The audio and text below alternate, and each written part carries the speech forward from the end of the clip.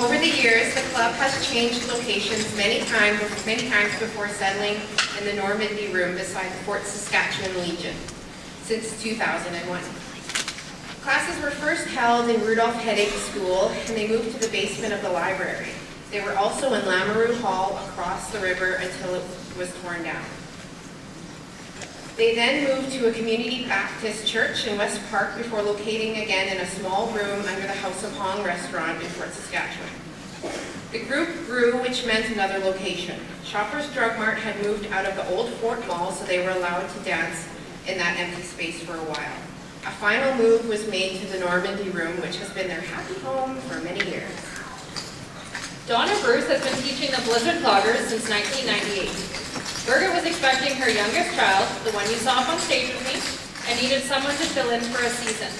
Donna took it on and did a fantastic job. Over the years, she has kept up the teaching by doing a portion of the classes on Thursday evenings. In 2003, she taught the ladies a dance that has remained a favorite to this day. Here they are to dance Larger Than Life. Wow.